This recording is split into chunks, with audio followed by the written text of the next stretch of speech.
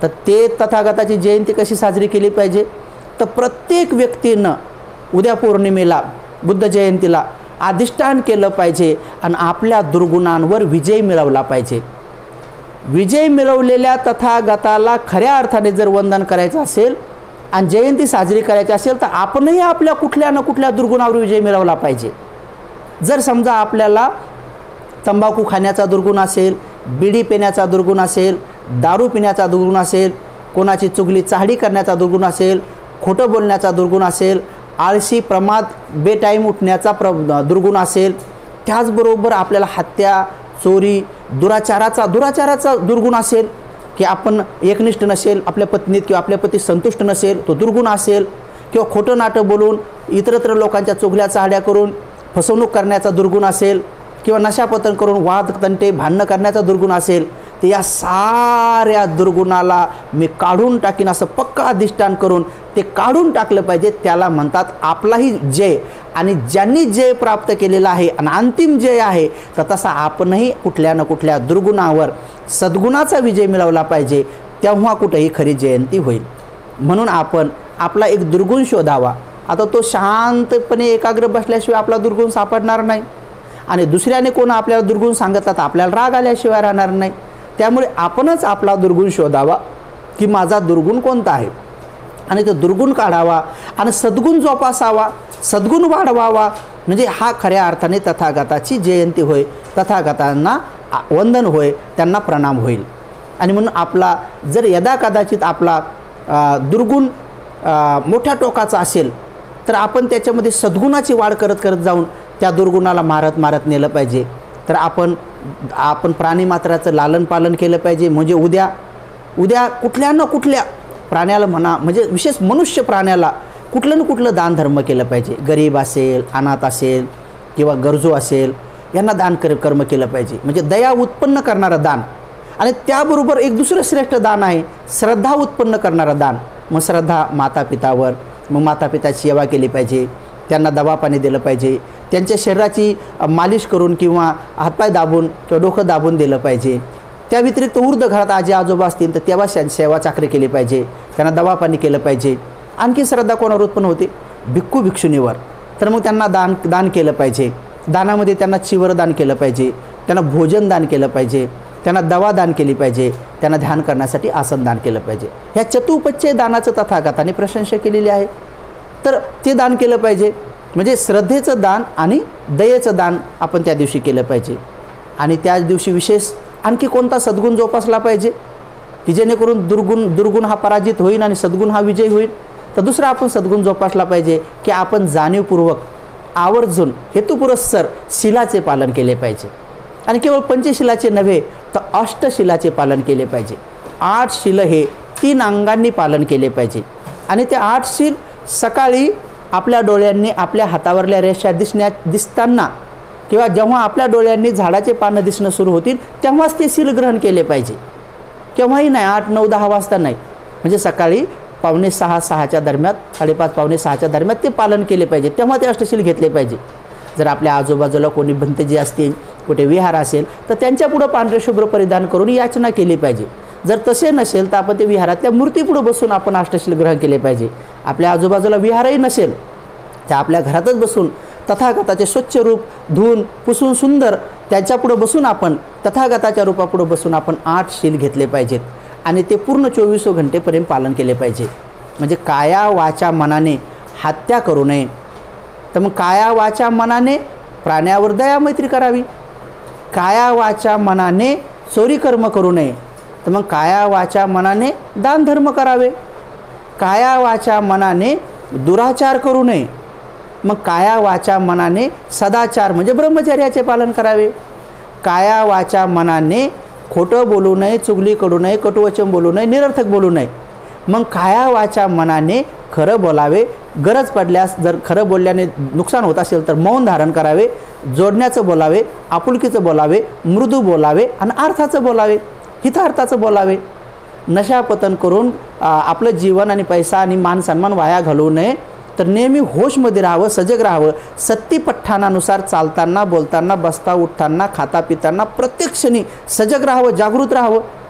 आणि माणसानं उत्साहित बनावं. त्यानंतर अवेळी भोजन करू नये, तर मग वेळेच्या अगोदर भोजन करावं, 12च्या अगोदर भोजन करावं, सकाळचा अल्पोपहार करावा.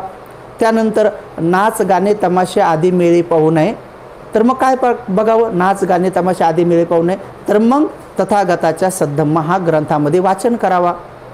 नाच बघू नये तर काय करावं, तर आपण अशा पद्धतीनं भगवान बुद्धाचे रूप बघावे, बाबासाहेबाचे रूप बघावे, त्याचबरोबर भगवान बुद्धाचा सद्धम्म बघावा, ग्रंथ वाचन करावे, गाथा म्हणाव्यात. आणि अशा पद्धतीनं मग सुगंधी द्रव्याने मडून तडून घेऊ नये, तर मग कसं काय करावे, तर आपण शीलाच्या सुगंधानेच आपलं जीवन घडवावे. म्हणजे त्या दिवशी मेकअप आदी करण्यापेक्षा, मालागंध हे करण्यापेक्षा त्या दिवशी शील धारण करून शीलरूपी सुगंधाने आपण चमकावे त्या दिवशी, म्हणजे शील धारण करावे. आणि मग मोठ्या मोठ्या उंच उंच सैनासनावर न बसता आपण सुखपूर्वक ज्या ठिकाणी आपल्याला सुखपूर्वक बसता येईल आणि हे करता येईल अशा प्रकारचं अष्टशील पालन करावे.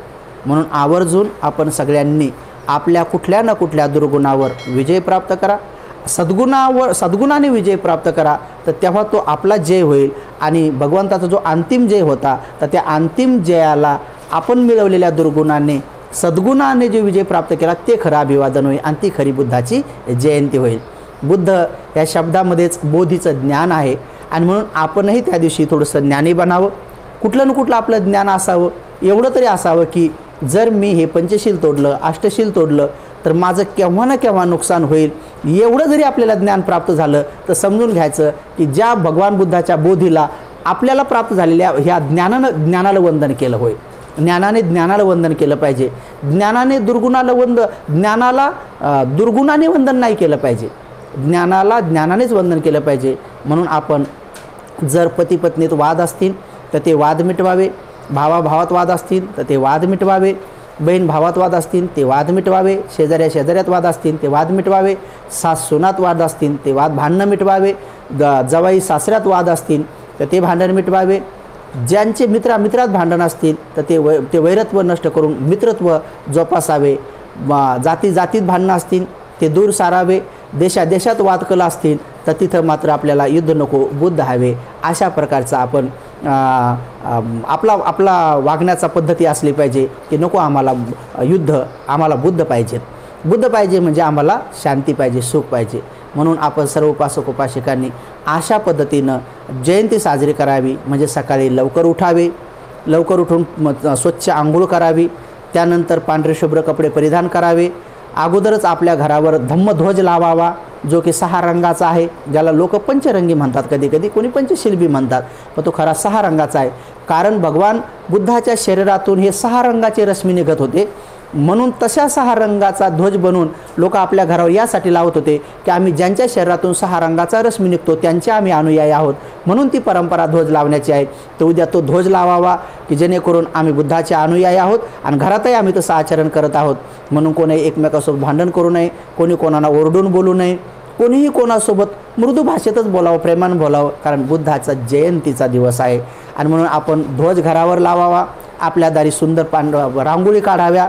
रांगोळीमध्ये आवर्जून धम्मचक्र काढावे किंवा ज्याला तुम्ही लोक स्वस्तिक म्हणून ओळखता तर ते 4 आरे सत्याचं चिन्ह आहे.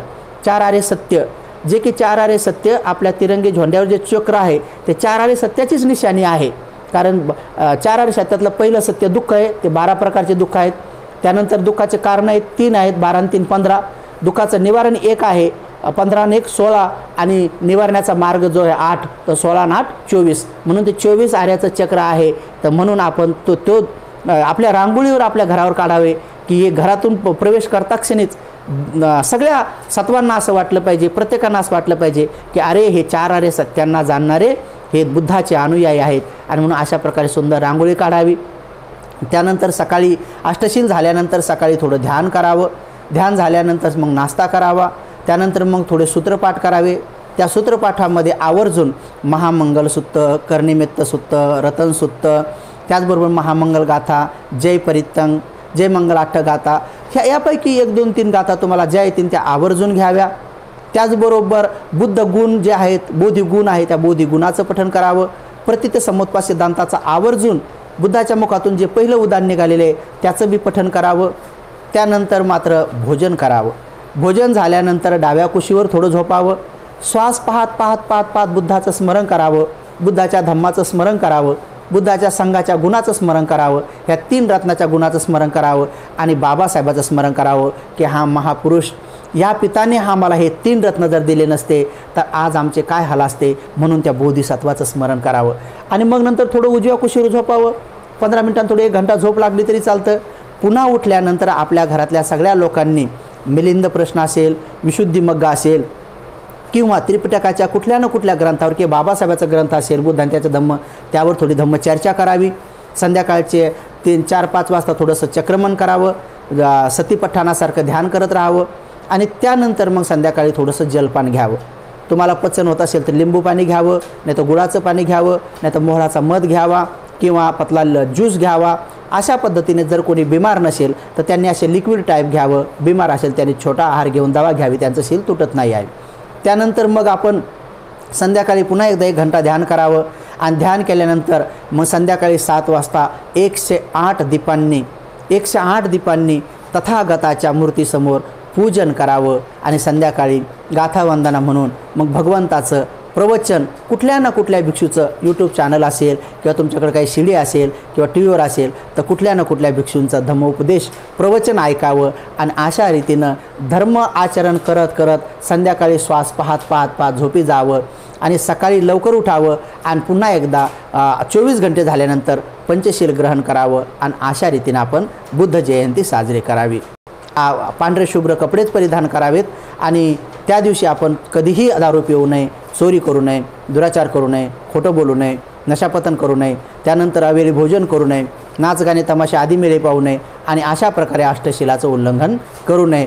तर आपण अशा पद्धतीनं अष्टशिलाचं पालन करावं आणि खऱ्या अर्थाने आपल्या तथागताला अभिवादन करावं, वंदन करावं, प्रणाम करावा आणि खरंच ज्यांनी सगळ्या मारावर विजय प्राप्त केला त्या तथागताच्या जयंतीच्या दिनी आपणही आपल्या दुर्गुणावर विजय प्राप्त करावा आणि जय प्राप्त करून आपण त्यांची जयंती साजरी करावी.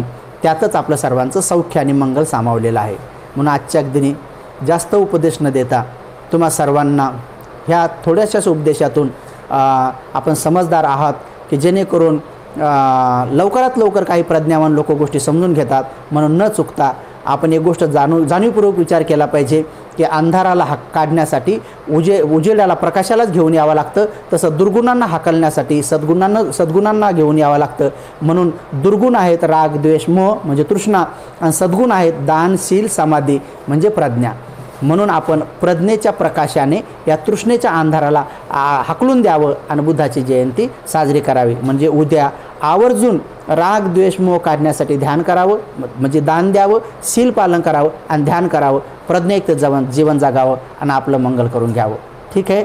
मी भिक्खू ज्ञानऋषी थेरो औरंगाबाद आपल्या सर्वांच्यासाठी मंगल मैत्री करतो आणि आपल्या सर्वांना बुद्ध जयंतीच्या हार्दिक हार्दिक शुभेच्छा.